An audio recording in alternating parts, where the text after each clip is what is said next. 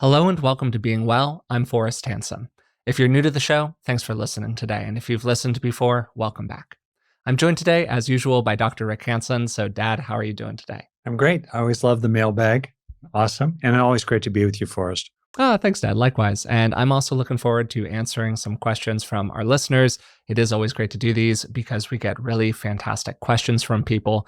And if you'd like to have a question answered on a future episode of the podcast, the best way to do that is by signing up for our Patreon. It's patreon.com/beingwellpodcast. You can also find us essentially everywhere on social media. And if you'd like to, you can send an email to contact@beingwellpodcast.com. So the first question that we got, I'd love to hear your and Dr. Rick's perspectives on working with limerence. I'm anxiously attached, and it's easy for me to fall into a kind of obsession or preoccupation with somebody when I feel infatuated with them or attracted to them. When I'm preoccupied in this way, it feels like the person is totally stuck in my head. I just can't get them out. It's very hard for me to think of other things. I interpret everything they do positively, and I'm fixated on my relationship with them. What can I do about this?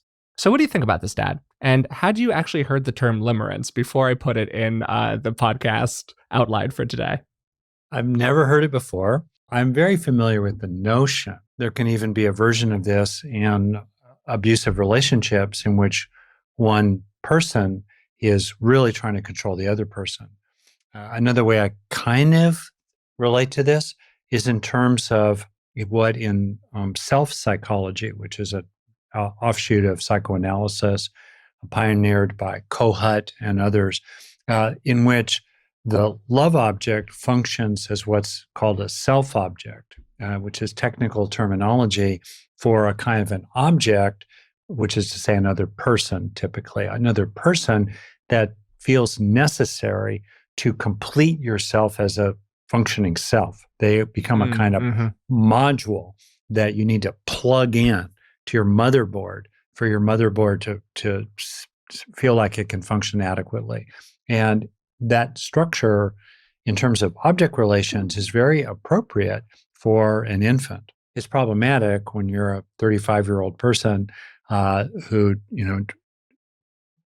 looks for others who can be that kind of module plugged into your motherboard to give you a sense of okayness as a being. So that's right off the top, just, freelancing here about this idea that I never encountered before. All that said, I think it's really easy, all too easy, to ridicule a person who has been captured by a kind of limerence. And it's all too easy, if you are that person, to be angry with yourself and to feel there's something, pathetic or inappropriate about it. And I want to stress here that there are reasons biologically and psychologically for these moods, if you will, this compelling sense of compulsion and obsession to take one over. And we're going to be talking about this here in a way that's really compassionate and sympathetic to the person who asked the question.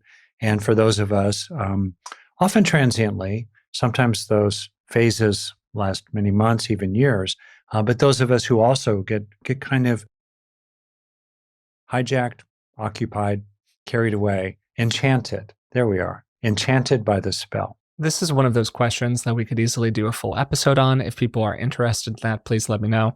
Maybe leave a comment down below if you're watching this on YouTube, or if you leave a rating, positive rating for the show, we appreciate it in general. And also you can let us know, hey, do an episode on limerence or something like that. So the word limerence actually comes from psychologist Dorothy Tenov, who coined it in, I think it was late 70s, where she wrote Love and Limerence. It's kind of a classic book in the field. She really talked about a lot of these ideas. And limerence, as the person described, I think really effectively in the question, is this kind of state of like lovesickness, kind of obsession in some of what you were saying, Dad, that was present there with another person. And this is typically coupled with a lot of idealization and fantasy. And a big part of it is often this kind of uncertainty about whether it's referred to as the limerent object, the person that the person who's experiencing limerence is sort of obsessed with. This question of whether or not they really like you back. Limerence is based on this radical focus on the positive attributes of the other person. In other words, a ton of idealization, right? And it's hard for us to idealize people that we have like a real relationship with because we see all of them. We see their problems, we see their ups, and we see their downs. So, in this funny kind of way, it's much easier to enter one of these fixations with somebody who you have kind of a peripheral relationship to. You know them a little bit, you bump into them every once in a while. They're these very orbiting relationships that we have. But they can be very intense for people. One of the mistakes that people sometimes make with limerence, and I learned a little bit about this, is that they try to treat it like a normal relationship.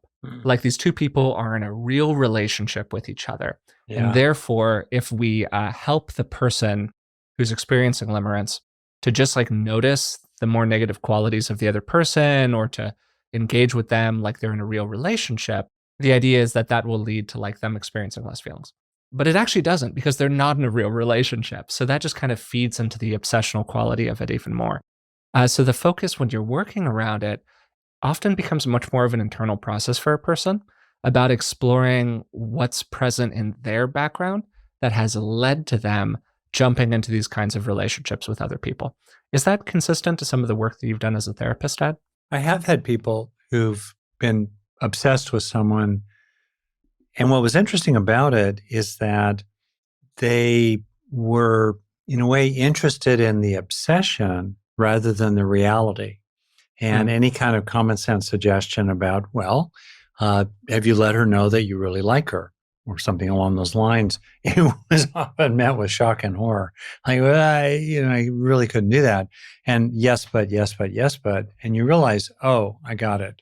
This is about keeping the dream alive. Because deep down, you know that most likely the dream would be exploded if you revealed to that other person what you really felt and what you really wanted. It's really important to appreciate that limerence is not love, as you've basically been alluding to it, and to realize that, it's kind of an affliction. It's one of these classic things that it's short-term gain, long-term pain, in part, not just because it might draw you into trouble or it's frustrating, because the truth is you can't have what you're wanting by definition. It's what's the thing, Tantalus, the torture of the Greek gods, to make Tantalus always hungry, but the apple was always just out of reach, or the carrot on the stick in front of the donkey, you can never get it. That's the structure of this. And to also realize additionally that it crowds out other more realistic, beneficial relationships so that you can get what you really need and want for real, here and now. So it's helpful to kind of try to wake up from the spell as much as you can and realize that it's not bringing you what you really long for. Yeah, that idea of crowding out other more meaningful relationships, I think can be really interesting to people. It can also, I could imagine how it could also surface some vulnerabilities for a person because sometimes we engage in these kind of fantastical relationships because we're concerned that if we engage in a real one, we open ourselves up to real forms of risk, right? So in a funny kind of way, the draw of the more limerent relationship is in some ways because it's not a real one. What do you think about that and like working with that? Oh, one way to think about it is that it's a defense against the risks of real relationships. Yeah, it's a defense against like authentic intimacy. Totally. Yeah. It's a little bit like playing a video game in your mind, in that you're in control of that world and it's not a real world. And so there are no risks in a way in the video game. Your character may, not be able to connect with the love object, let's say, inside the video game, but it doesn't impact you outside the game. And so if I think about people, let's say, who are grappling with this, let's say, first of all, in the stages of an early relationship that does end in love, as researchers on the brain have shown kind of famously, in the early stages of infatuation, very ancient, which is to say primitive reward centers in the brain, including in the caudate nucleus in the basal ganglia, they light up when you see pictures of the person you're infatuated with, much as they light up if you take cocaine or win a lottery. They're not equivalent, but it's the same reward system. So but still, you get through that. So it's one thing to get through that over some reasonable period of time. So let's suppose that this is not just the normal early stage of infatuation and getting your courage up to reveal that you like them, and that early dance that typically either ends well or there's some kind of clarity that nope, that other person is just not that into you. And you've got to deal with the grieving and disappointment about that and then hopefully move on. Let's suppose that this is no longer that normal phase. What do you do? And I think a key here is to decide for yourself what's in your own best interest. As boring as that fundamental existential choice is. Hey, do you want to just keep it in the fantasy and you're enjoying it? You're not hurting other people. You think someday Taylor Swift will get rid of Travis Kelce and be interested in you, and you're liking that. I think they're young. A boy can dream, Dad. A boy can dream. Yeah, it's like people winning the lottery, and teenagers just super infatuated with some K-pop star. Okay, all right. So but it's not real, but you live with that fantasy. I'm holding on to the fantasy that the 49ers will win a Super Bowl this year. I know it's not likely to happen, man. Yep. But I'm holding on to the fantasy. Dream. There we are. Boy can dream. All right. But usually what starts to happen is you begin to realize the costs are outweighing the benefits. And then you want to kind of move on. So let's suppose the person's at that stage. So I'll pause here. What are some headlines from you about what a person could do who actually, like this questioner, wants to get out of it? It's a few things, and I'm not an expert on this, but a few things come to mind for me. First, understand that this is an obsession. So the preoccupation itself has a lot of gravity for a person. And sometimes just knowing that and seeing the ways that can show up can be like a good first step. That's not going to solve the problem for you, but kind of got to start with self-awareness here. The second thing that I think that can be really helpful is moving to some kind of a restitution with it, if it's possible for you to do so.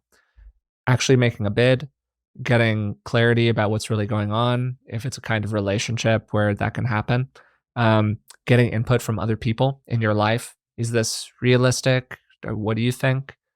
Particularly the members of your friend group who are going to kind of tell you how it is a little bit more than the ones who are going to sort of feed into the delusion, if that's possible. Then I think from there, it really is about exploring, like, why am I this way? Like, why am I drawn in this direction? Typically, people who have limerence relationships have more than one. This is not their first rodeo. This is a kind of pattern of thought and attraction that a person tends to fall into. And so if you tend to be located that way, what's going on? Like, what's it like to be you? To do the classic Rick Hanson join-in question, like, what's happening in there? A lot of the time, what people find when they go through that kind of a process is they have some kind of a relationship history that involves a lot of insecurity associated with it. That could, whether it's a actual trauma history inside of relationships, or it's more sort of a general pattern of earlier experiences that they had. And by exploring that, sometimes we can get to the end of it and really achieve a release, as we talk about sometimes on the podcast around these ideas, that allow a person to feel like they really completed this. And then they can kind of land in healthy disappointment. This healthy feeling of like, oh, this actually isn't going to turn out that way. Oh, this actually isn't good for me. Wow. Even if it's kind of like the dog chasing their own tail. Even if I got the tail, I wouldn't know what to do with it. And often conclusion, or sometimes a conclusion of limerent relationships, is the person actually ends up in a relationship with them and goes, oh, wait a second, this is not at all what I had in mind. And so these relationships, if they do end that way, often flame out fairly quickly because they weren't based on real factors. They were based on this kind of obsessional quality. So those are all things that I think could be helpful for somebody. I don't know if any of those are going to fully crack the nut, but they could help out. I think that's really deeply interesting, Forrest. And a question for a person, let's say, tending toward limerence, is to ask yourself, are you using limerence to avoid real relationships? Yeah, and I think this is a huge problem. And why? And let's say, and the why could be very understandable. You feel insecure. Maybe you had some disappointments and betrayals. You're not sure that you're lovable. But is that actually true? And one way to manage limerence is to pursue real relationships, either by, as you said, trying to convert the infatuation fantasy, the fantasy object, to a real potential relationship, like, hey, ask them out for coffee, see what happens. And also pursue other relationships maybe that are more realistic for you. Sometimes that limerence object, they're not really a qualified prospect for you. That's a better way to Yeah, put this it. isn't a real thing. Totally. Yeah, yeah, Yeah. and pursue real things like that. Hmm. But then maybe we're kind of wrapping up on this too. I started thinking about what happens if you, limerence person, focus on love. What I mean is, if you, okay, I'm thinking about this person, I'm caught up in the fantasy, I'm replaying conversations, fine. Well, what if you started getting in touch with your heart, maybe with a hand on your heart, slowing it down, tuning into your own natural warm-heartedness, tuning into the lovingness that you have to give? I have a hunch that doing that will pull you out of the fantasy, the enchantment, the spell, which is controlling you from the, in a sense, and will draw you into what is really fundamental, which is you have love to give. Limerence thwarts the expression of the actual love you have to give. And coming back to what is my actual love and feeling into the wanting to really give it will then naturally draw you into making the limerence relationship real and taking risks around that, or pursuing that with other people. And it will also drop you into a sense of your own worth as a person, that you have a lot to offer in relationships by virtue of your lovingness. And I think that tuning into that feeling of I have a lot to offer in relationships is itself a kind of antidote here, because as we were saying, these Yeah. are, not real relationships often because a real one is threatening. And sometimes that can be based off of a sense of lower self-worth or self-esteem. So the things that we can do to kind of build ourselves up in that way can be really helpful for a person as well. So I think that was a good treatment of that question, at least for now. Again, if you're interested in hearing more about it, please let us know. So here is our second question in the mailbag. After experiencing domestic violence and after healing from PTSD, I am now a happy solo mother in a safe relationship. Our lives are stable, my kids are attaching to my new partner, and they're building their own relationships with him. Our prospects are good, and my love for him is only deepening. But emotionally, it's all very rocky for me. Happiness almost feels like too much, like we, my kids, and me, are now vulnerable. And I sometimes feel anger at my feelings of love for my partner. I understand what's happening logically, how my experiences make me feel this way, and how my protective parts try to keep me safe. But it's just a lot. How can I create some insight into all of this for my partner without hurting him? What do you think about this, Dad? There's a lot in this. Yeah, it's a rich question. Yeah, so we really have two places where we're trying to add value here. Let's say the final question was, how can I create insight into this for my partner? So that's how do we explain this to the other person and elicit the kind of treatment that would really help for the questioner. The other location where we're trying to help things get better is inside herself, so that she's not so affected by all this. And I think that's actually the primary location.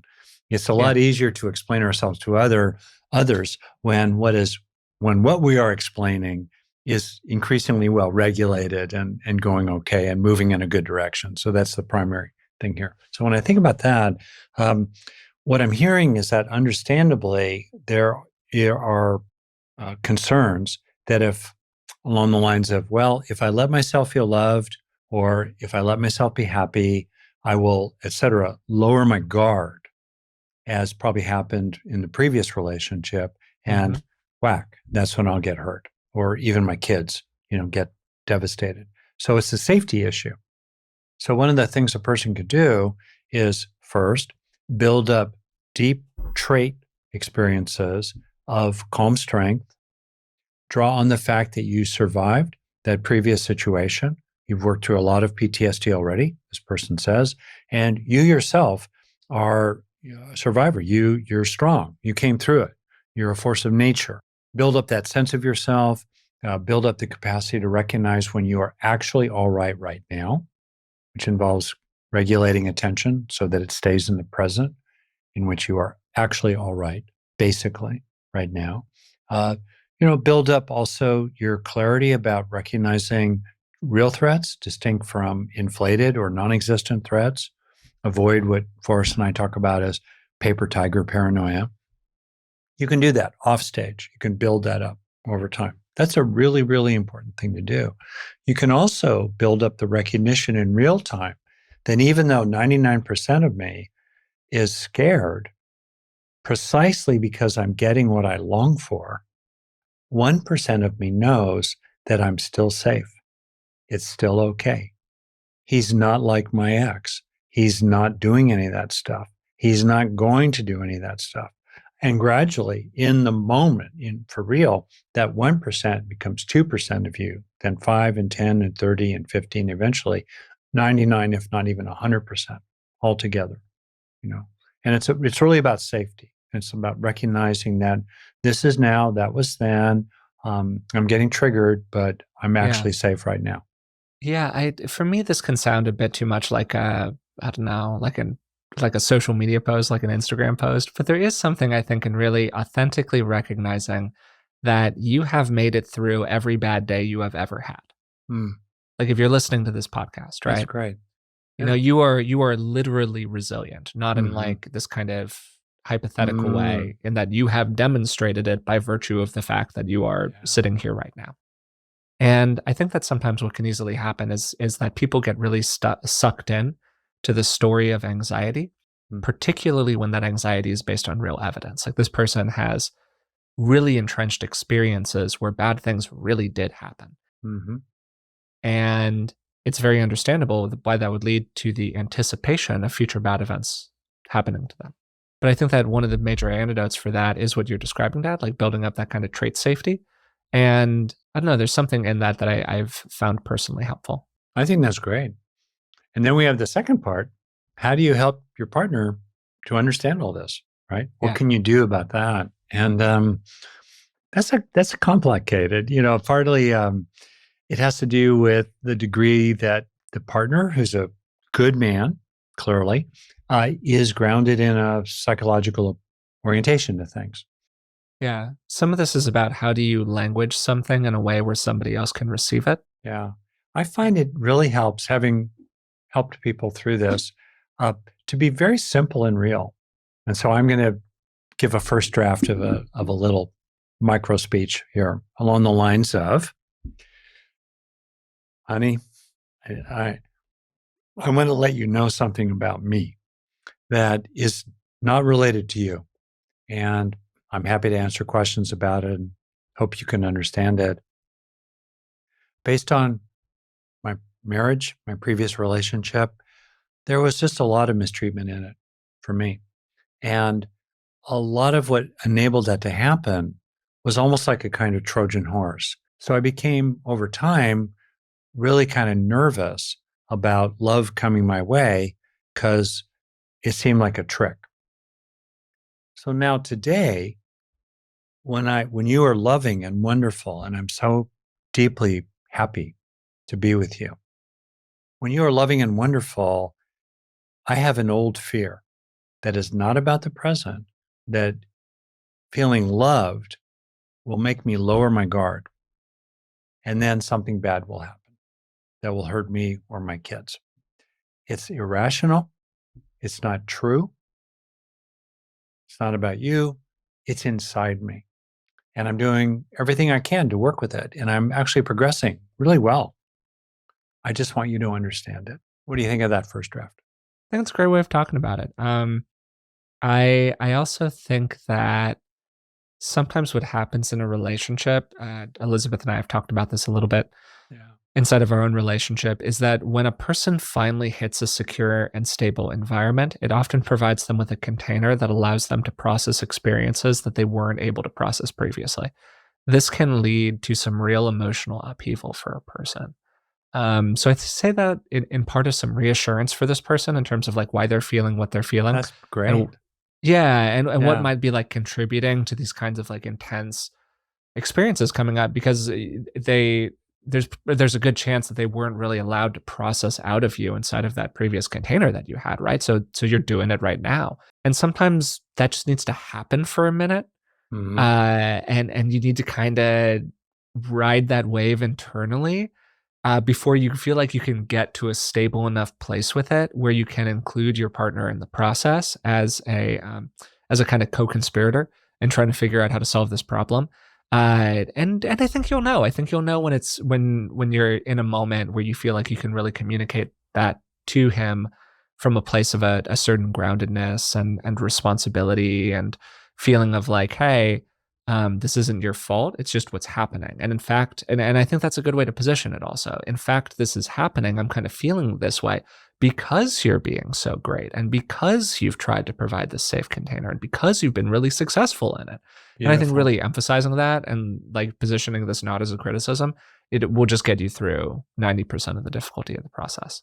That's great, Forrest. And that's a good, broad, general principle for giving feedback in ways that are authentic for sure, but Yeah. basically are framed along the lines of because I feel so safe with you, or because I feel so loved by you, or because I value you so much, because I love you so much, then XYZ. Fill in the blank. Yeah. Yeah. Because I want to make this work. Yeah, Fill in the blank. exactly. That's Totally. another. That's great. All right. Great. Okay. So let's move on to the next one here. We've actually done a lot of content related to a question like this fairly recently. But it's also kind of a New Year's question in a way. And so I thought it made sense to get one in here. We might be able to do this pretty briskly, but very curious what your take is on it, Dad. I'm in my mid 20s, and about 6 months ago, I realized I wanted to pursue a different career path than the one I am on right now. I am in a totally unrelated field with no relevant training. So this move will take some time, probably 3 years. I know rationally that these things take time, that my current job doesn't provide me with a sense of accomplishment or self esteem, and that this is what I want. But I worry about taking so long to get started and how it could push back the timeline on other things like finding a partner, I'm single, or having kids. How can I think about the 2 to 3 years ahead of me so it doesn't feel like purgatory or just preparation for real life? How can I build self esteem while facing the uncertainty of whether I'll actually make it to or succeed on my desired career path? Well, we could put my picture at 25, or actually, I was a late bloomer. You have some serious involvement with this one here, Dad. Yeah, Got some real skin in the 31, game. 29 to 31, bam, Sure. right there. I had No, my I mean, midlife. kind of me too. Kind of me too in some ways for Okay. mid 20s. Yeah. Yeah, my so-called midlife crisis happened right around my 30th birthday. In no particular order, I want to start by saying one of the best things you can do is train in determination. Like, for example, William James, the godfather of American psychology, has this text where he says essentially that a person every day should make themselves do something that they do not want to do, but which they know they should do, to essentially strengthen the muscle of determination. And there's a place for that.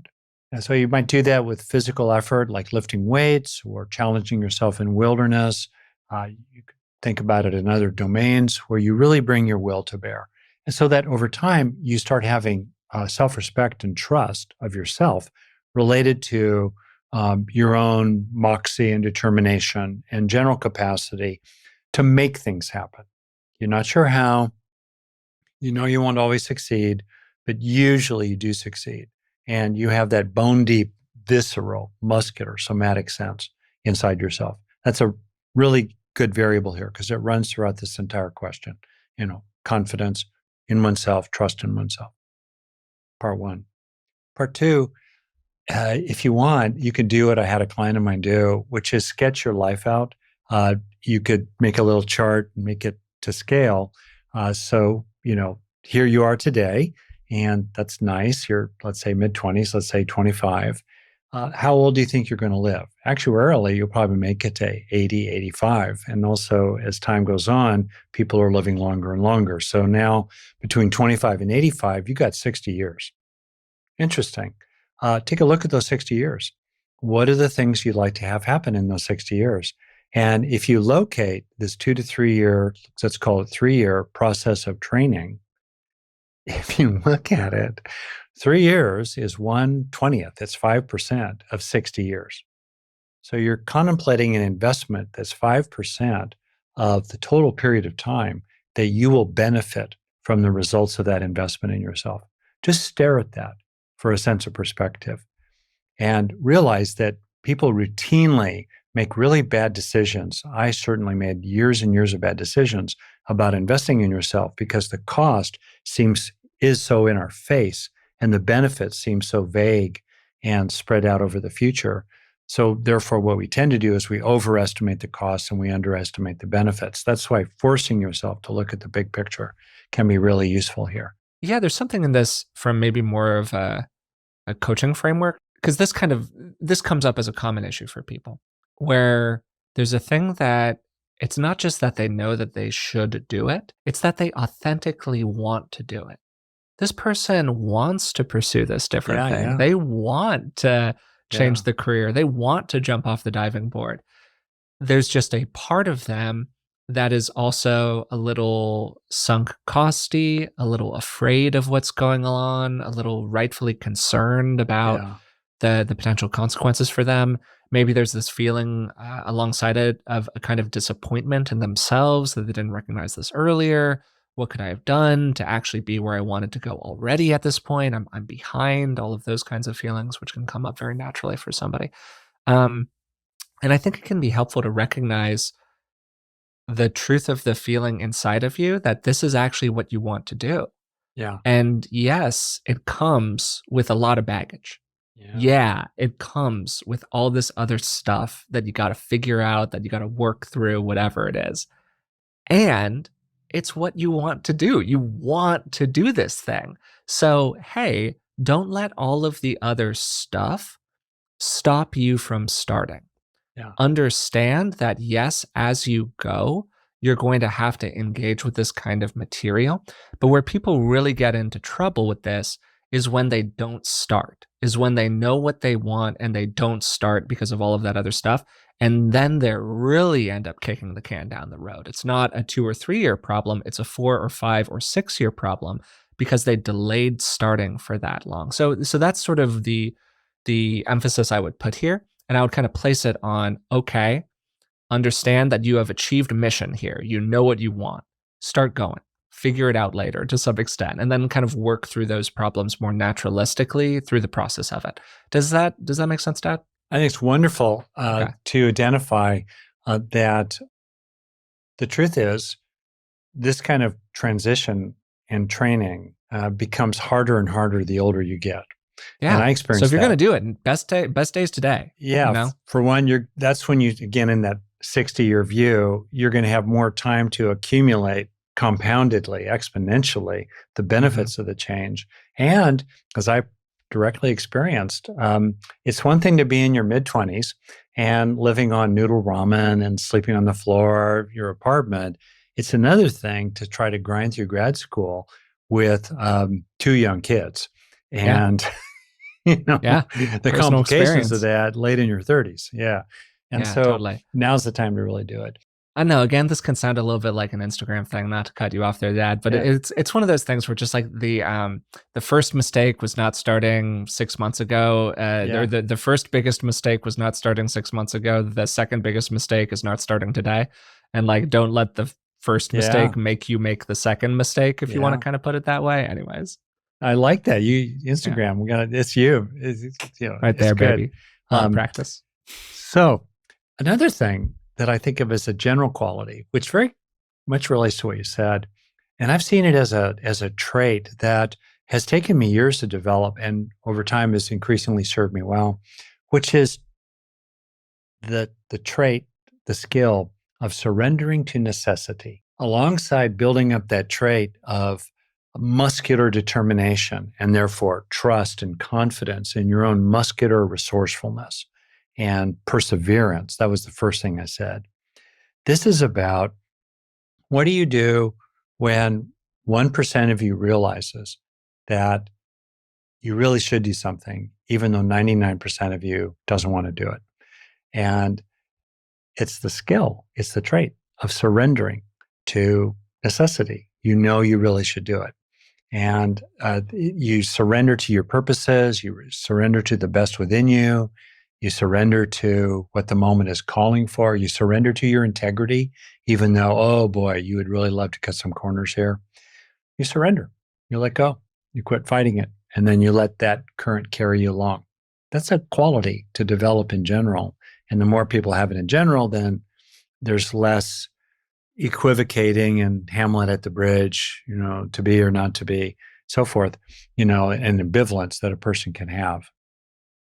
Additionally, a couple of things I'll just name that I think are right.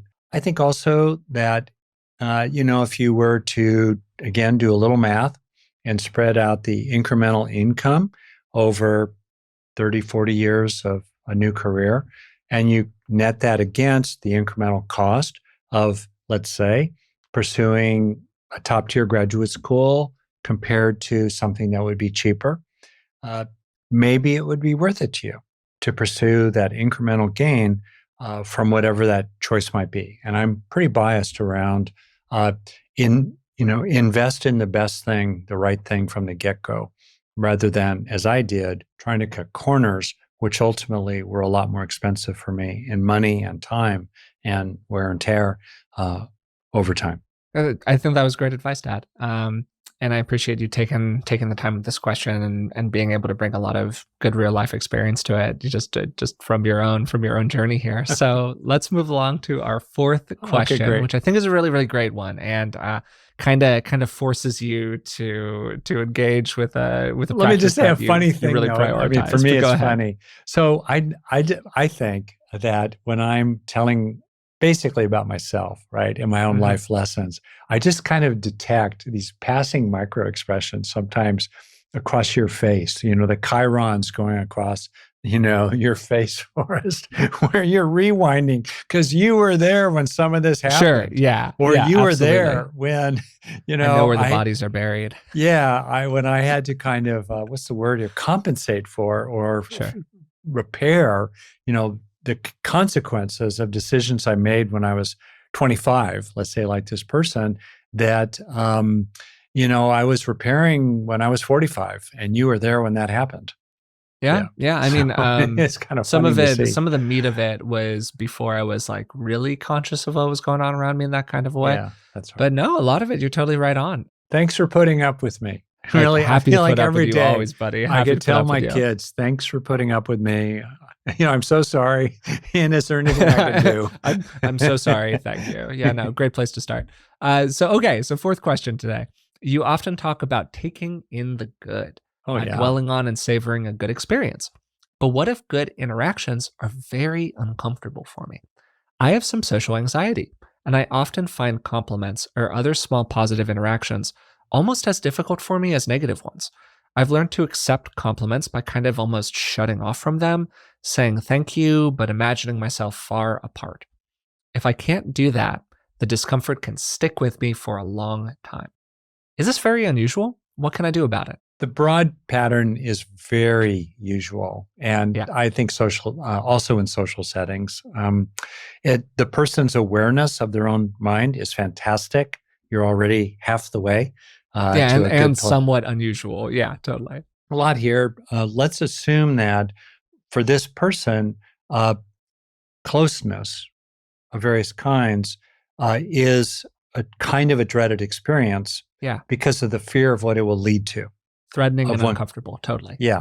Of one kind of thing or another. And so what a person can do, I think strategically, distinct from the so-called tactical level of how do you operate in situations, but strategically, they can help themselves over time to become less alarmed about closeness in a variety of ways, perhaps by building up interpersonal skills, like in the book, Resilient, we talk about some of those interpersonal skills. So they feel, more confident in their ability to set boundaries. So people are not going to invade them and plunder them from the inside out, overwhelm them and control them. People can do things so they become increasingly comfortable in social settings. So I think that's really worth doing off stage, off the playing field. Then on the playing field in real life, let's say that other person offers a compliment of some kind. what do you do? And one of the really useful things to do is to complexify. What I mean by that is, let's say there's an interaction, and let's say that the person gives you a compliment, and there are certain aspects of that interaction that are overwhelming for you. You can't really focus on them. You can't really take those in. All right, understandable. What else is true that you can observe? Maybe what else is true is that you can observe is that this other person is not trying to hurt you. And you can internalize that recognition. And more deeply, you can internalize a kind of relief and reassurance and calming that you'll feel inside, just tracking. They're not trying to hurt me. They're not trying to hurt me. They're not a threat. They're not trying to hurt me. You could do that. Maybe over here, the sense that they think you're really cute and would love to date you.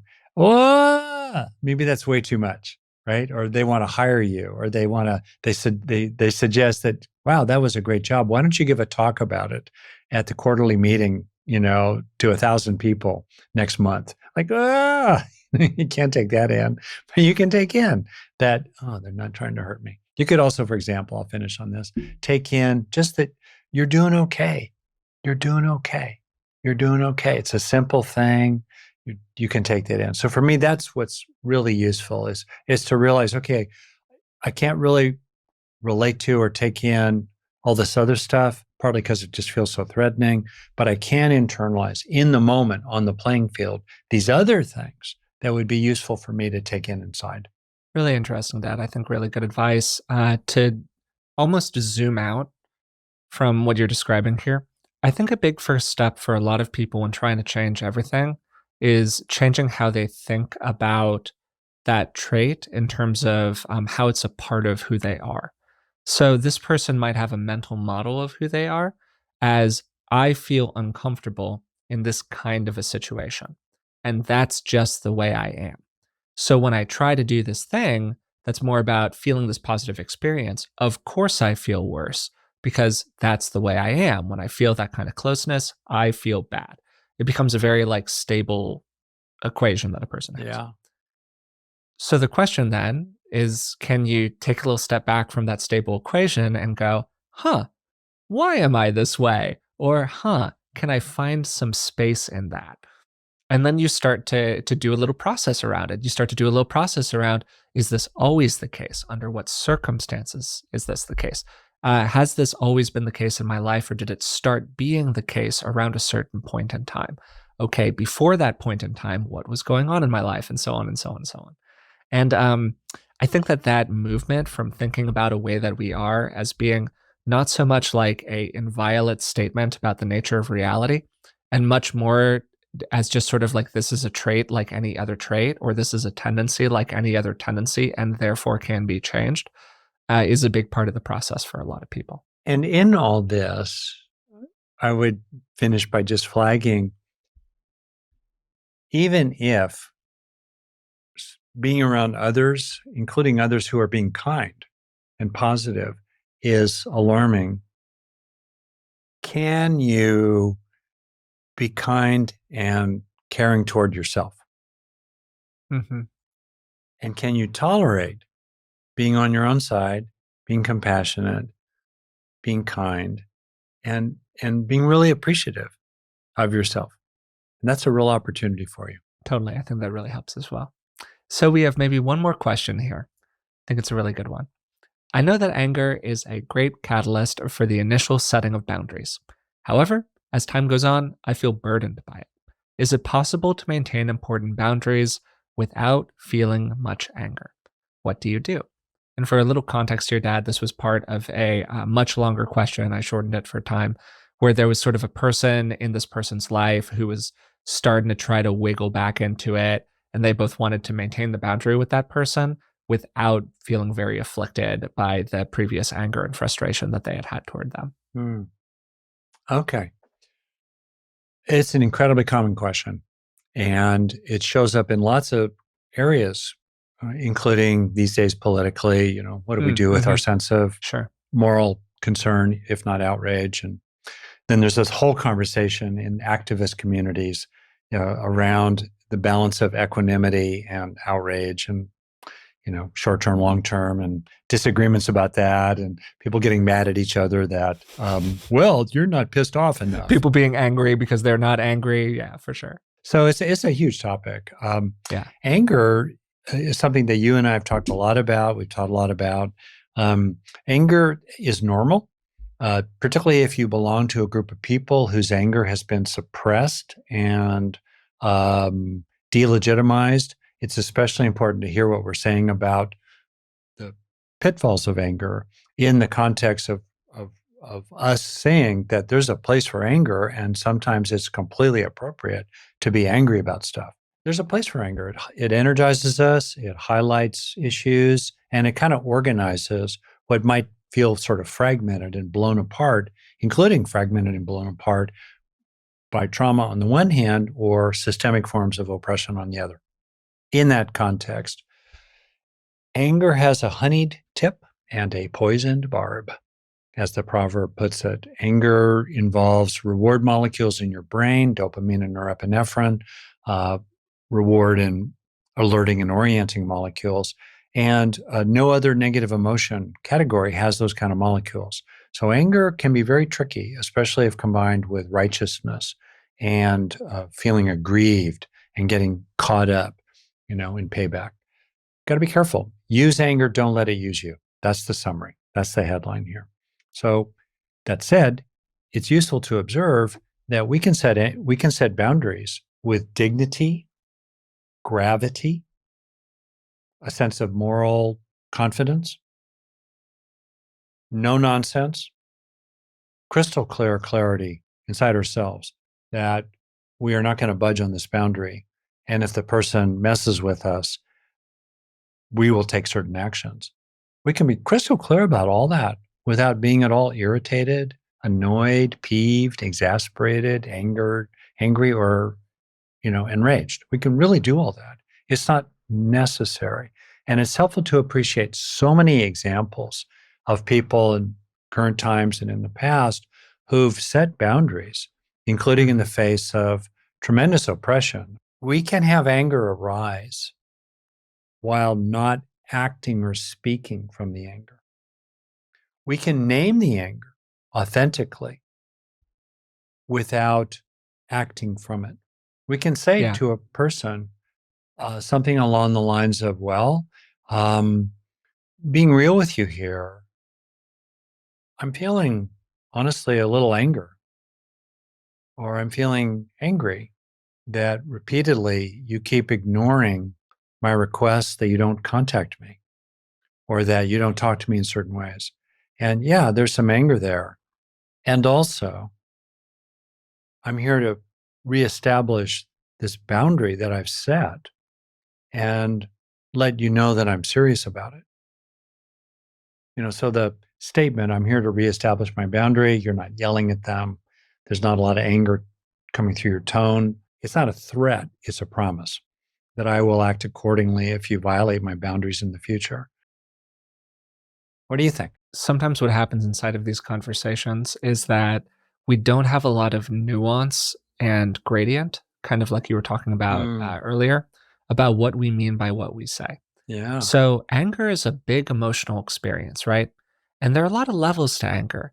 There's passing irritation, there's frustration, there's a moment of the momentary response that we have when somebody steps on our foot. Are we angry? I guess, it's just kind of a responsive emotion, or a kind of fight response, whatever it is. And there's a huge difference between those kinds of feelings and infuriated preoccupation with somebody else. What a phrase. There's huge difference, massive gap between those two things.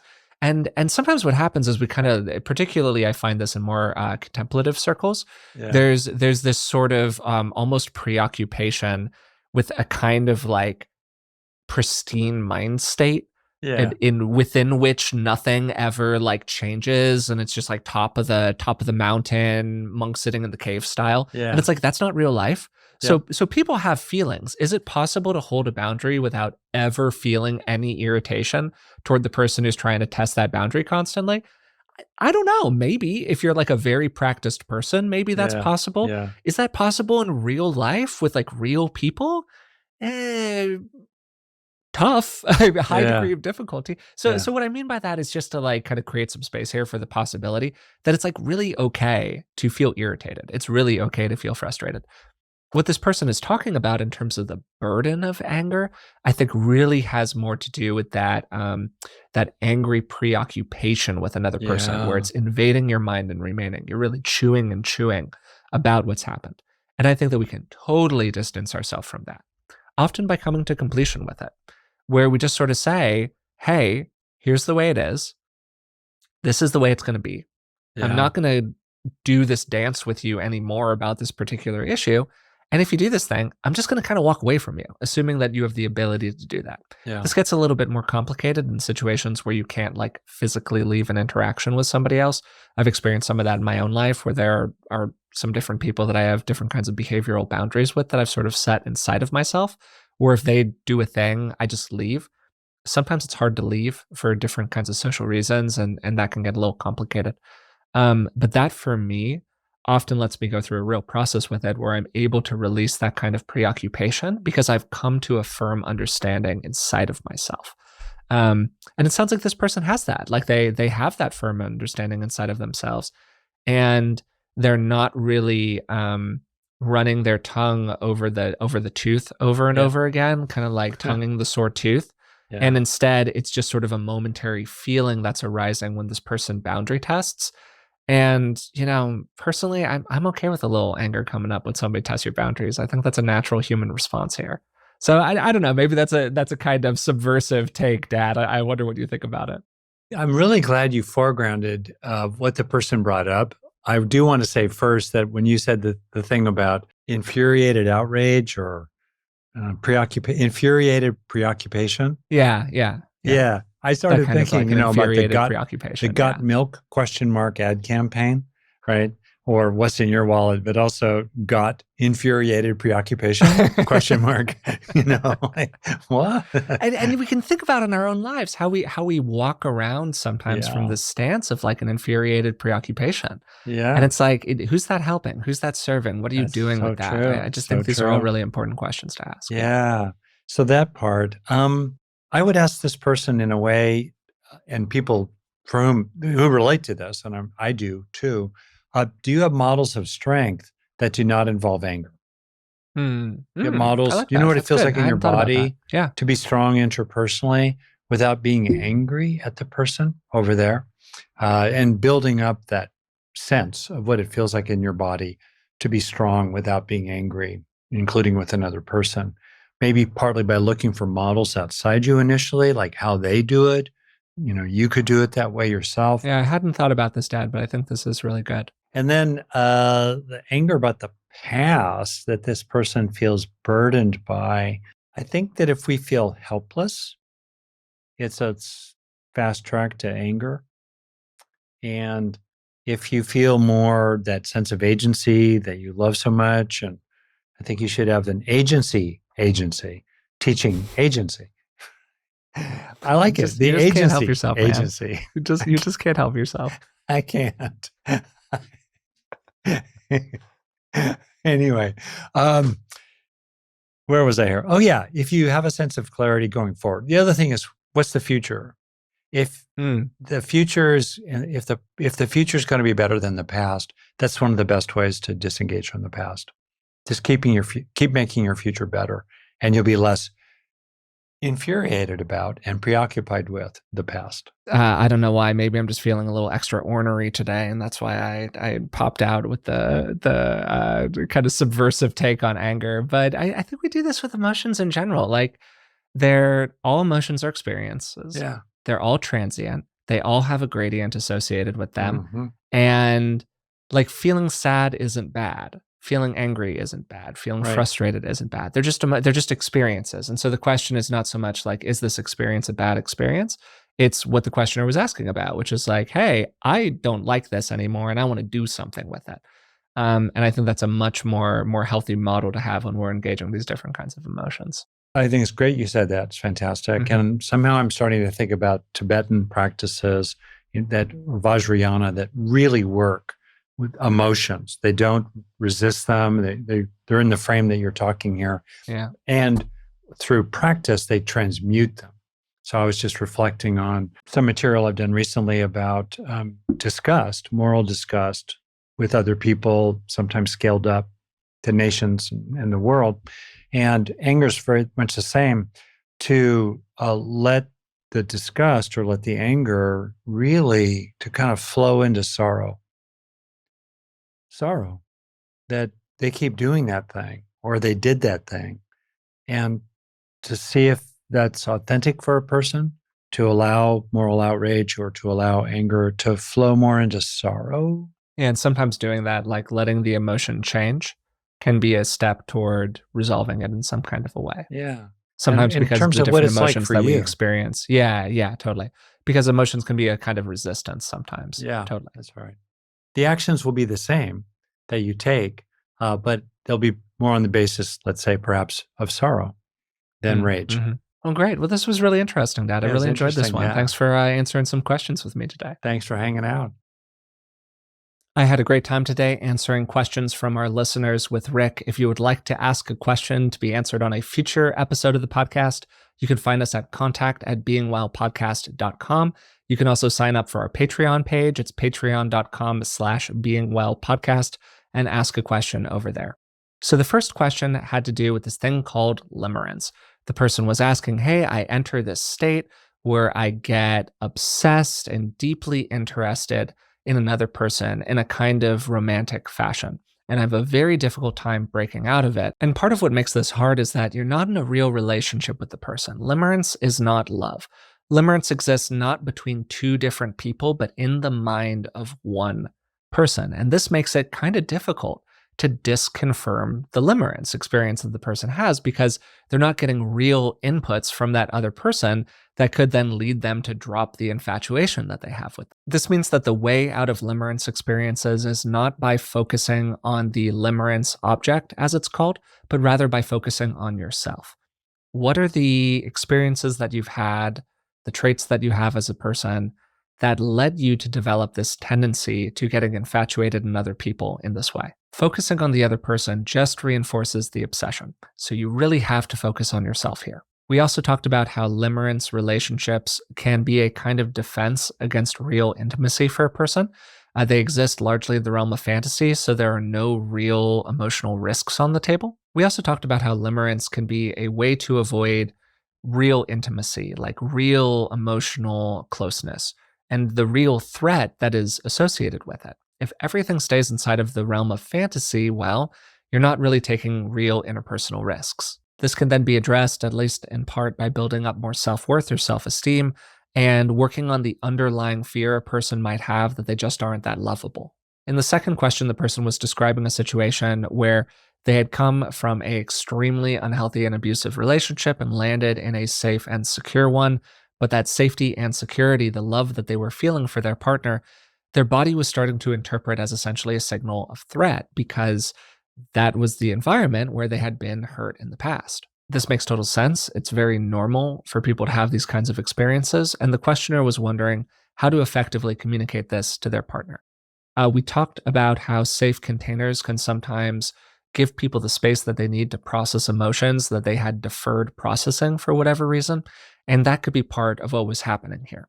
And sometimes you just need to ride that experience out for a little while, do your best to kind of contain it until you get to a place in your emotional processing where you're able to talk to your partner in a way that is going to lead to the outcomes that you want. Most of the time, just emphasizing to somebody how this isn't about them, how these are your feelings, your experiences that you had, and this is actually appearing inside of the relationship because they're doing a great job in these various ways will be enough on its own to get to a pretty soft landing with them. Third question, a person was in their mid-20s and they were thinking about changing their career path. They were having some anxiety about this, even though they really knew that they wanted to commit to a new career. And Rick, I thought, gave really great advice from his own experience about how to deal with some of the different emotions that could come up during that process. We've done a lot of content on this recently, so I'm not going to really recap it here in too much detail, but I thought that Rick's answers about it were really excellent. Fourth, there was a question about taking in the good for somebody who felt like even positive experiences, particularly in social settings, were rather threatening and uncomfortable for them. And I thought that Rick gave a really nuanced answer here. For starters, this is a very normal thing for a person to experience. When people try to join with us, if we have bad experiences with joining in the past, particularly as with one of the previous questions, if that joining was a real vehicle for harm, it's very normal to take a step back, to try to reestablish that optimal distance, to find that safety in that distance, to know that you can take care of your own emotions without needing to deal with what somebody else might be throwing at you. And one of the practices that Rick suggested was essentially trying to widen the field of what you're experiencing and what you're taking in inside of that interaction. Yes, there is the kindness there, the compliment there, but there are also a million other things going on. There's a tone of voice thing, there's other stuff happening inside of the environment, whatever's going on around you. And by perceiving all of those different aspects of an experience, sometimes that can soften it enough to us that we're able to take something out of it. We can almost do like a little mini exposure with taking in just enough of it so it's able to land for us without taking in an overwhelming amount of it. Final question got to anger and the setting of boundaries. I thought that Rick also gave a really great answer for this one. And the focus of the question was whether or not we need to hold on to anger to continue to set a boundary with somebody else. Clearly, anger can be helpful in the initial setting of boundaries, but it also comes with a lot of complications and a lot of costs for us. And I've found in my own life that when I feel like I'm more in control, I tend to be less angry. When I feel like I can dictate my closeness and my distance to somebody else, I'm able to kind of process frustration more effectively if they do start to try to boundary test. An important aspect of this is being able to separate out the more angry preoccupation that we might have from momentary experiences of anger that come up very naturally and normally inside of life. And it's more the preoccupation that can have the real cost for people. For me, that preoccupation tends to relax a little bit when I've established a lot of clarity inside of myself of what I'm actually going to do. How am I going to interact with this person in the future? What are the real boundaries that I'm going to set very solidly with them? And what are the things that I'm a little bit more flexible about? How am I going to hold it inside of myself? All of that. And having that combination of a plan, some agency around that plan, real clarity inside of yourself, all of those aspects of it can really help us deal with the anger. I hope you enjoyed today's episode. We had a good time recording this one. Again, if you want to support the show, you can find us on Patreon. It's patreon.com/beingwellpodcast. And for just a couple dollars a month, you can both support the show and get a bunch of bonuses in return, including transcripts of all of the episodes. If you've made it this far and you somehow haven't subscribed to the podcast yet, please subscribe. That really does help us out. If you want to leave a rating and a positive review, that also helps. And if you're watching on YouTube, you can leave a comment down below for the algorithm. Thanks again, and I'll talk to you soon.